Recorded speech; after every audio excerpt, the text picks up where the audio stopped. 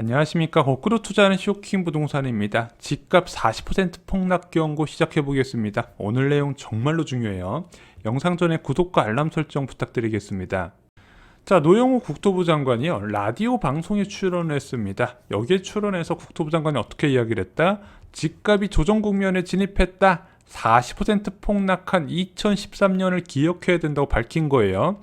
좀 구체적으로 이 내용을 들어보면요, 사람들은 과거의 일을 빨리 잃어버리는 경향이 있는데 2006년 이후 2012년부터 2013년 강남 아파트가 40% 하락을 했다. 그런데 지금은 주택가격 하방 압력이 강하다. 추격 매수는 위험하다고 밝힌 거죠.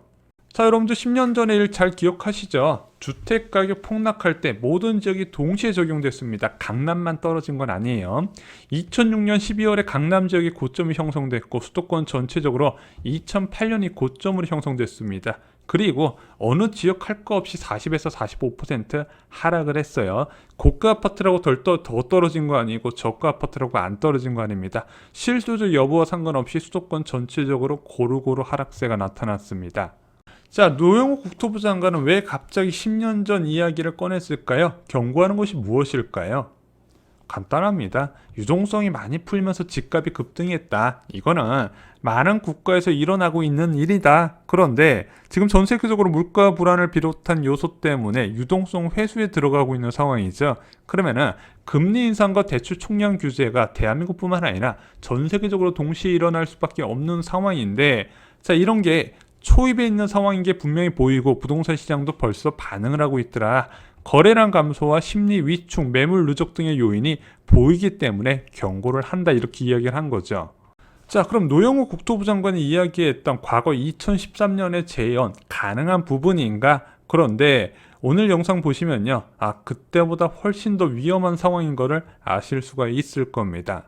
자, 2000년 이후에 한국이 금리를 지속적으로 올렸던 시기는 두 차례입니다. 2005년 말부터 2006년까지 5차례의 기준금리를 인상하게 되죠. 자, 그리고 나서 6개월 뒤에 서울 아파트 가격 상승률이 뚝 떨어지게 됩니다. 왜?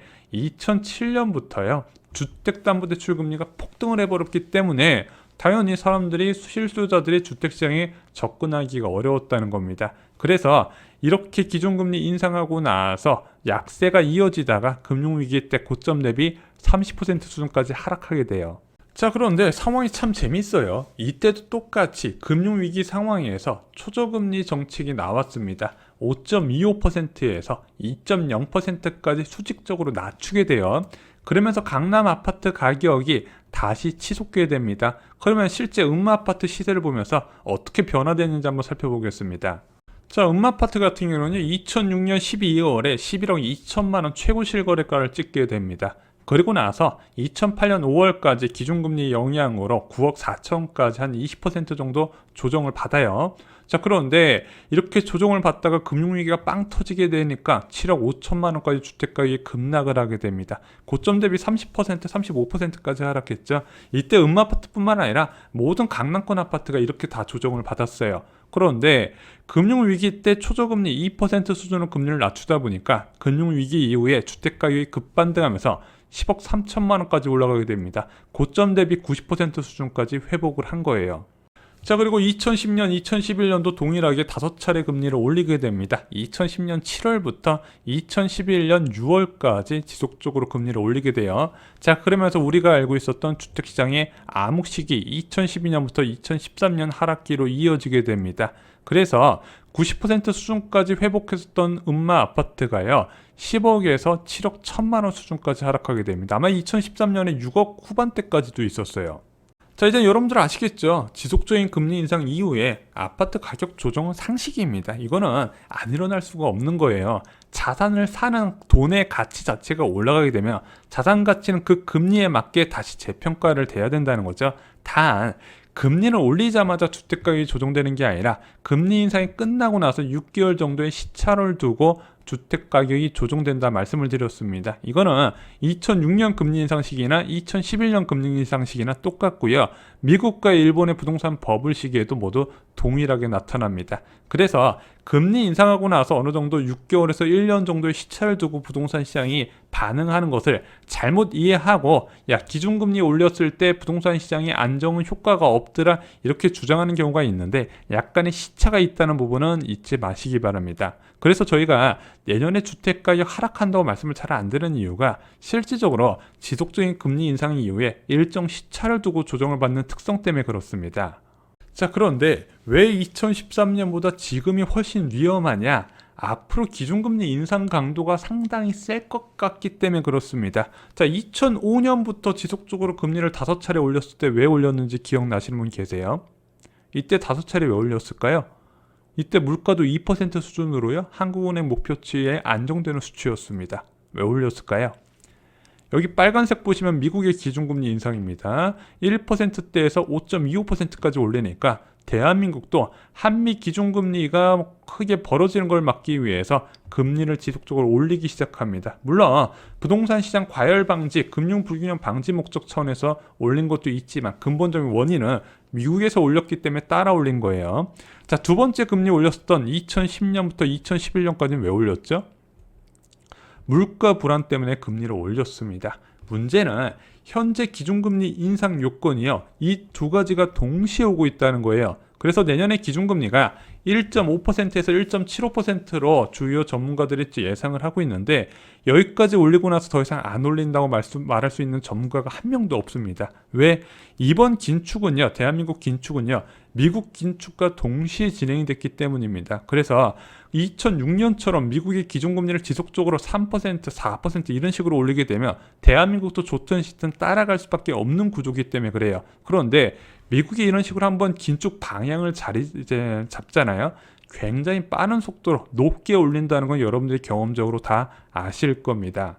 자, 그것 말고도 또 위험한 이유가 있습니다.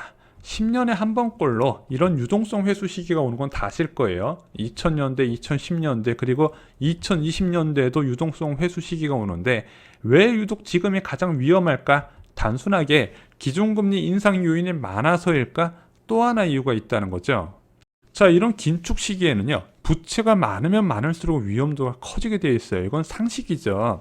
자, 그런데 2010년에 기준금리 5차례 올렸을 때 대한민국 가계부채가 어느 정도였냐? 665조 원입니다. GDP 대비 81% 수준이에요. 자, 현재는 어느 정도 수준이죠? 가계부채가 1844조 원, GDP 대비 104.2%입니다. 자, 그런데 이런 공식적인 부채 통계 이미 전 세계 탑을 찍었지만요. 숨겨진 부채 또한 엄청나다는 거죠. 무려 800조 원 규모가 넘는 자영업자 부채. 물론 코로나19 상황에서 대출받아서 운영자금을 쓰신 자영업자분들 계십니다. 하지만 이 개인 사업자는요. 상대적으로 대출 규제가 느슨해요. 그래서 본인이 갖고 있는 주택을 담보로 대출받아서 추가로 주택 사는 경우가 굉장히 많이 있었다는 겁니다. 그래서 이 자영업자 부채 급증한 부분도 결국엔 부동산 시장 변화와 밀접하게 영향이 된다는 거예요. 그런데 이번 부동산 버블은요. 매매뿐만 아니라 전세 버블을 동반했다 말씀드렸습니다. 그러다 보니까 이 전세 총액이 끝도 없이 올라간 상황인데, 자, 이 전세는요, 임대인이 임차인한테 빌린 2년 만기 대출이라고 말씀드렸죠. 이것도 전세 시장도 기준금리와 밀접하게 연관이 되어 있습니다. 기준금리가 지속적으로 올라가게 되면 하락하는 구조가 나타나게 될 것이고, 그러면은 대규모 채무 불이행이 나타날 수 있다는 거예요. 자, 그래서 이번 기준금리 인상이 특히 위험한 두 가지를 요약하면요. 2006년과 2010년의 기준금리 인상 요인들이 동시에 작용을 하면서 과거에 5차례 올렸던 것보다 더 많이 올릴 가능성이 제기가 되고 있다는 겁니다. 또한 과거 그 어느 때보다 주택시장에서 파생된 대출 규모가 너무 크다는 거죠. 그래서 금리 인상에 더 취약한 구조가 나타날 수밖에 없다는 겁니다. 그래서 노영 국토부 장관은요. 2013년을 이야기하지만 그때보다 더 위험할 가능성이 크다는 거예요.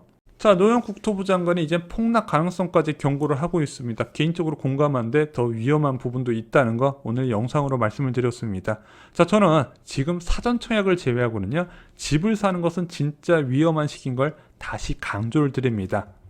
자, 이제 대변화가 일어날 겁니다. 무엇을 알고 있어야 될까? 쇼킹 부동산원 아파트 교과서에 보시면요. 파트 1에 아파트 가격 어떻게 될까라는 내용이 있습니다. 이 내용을 보시면요.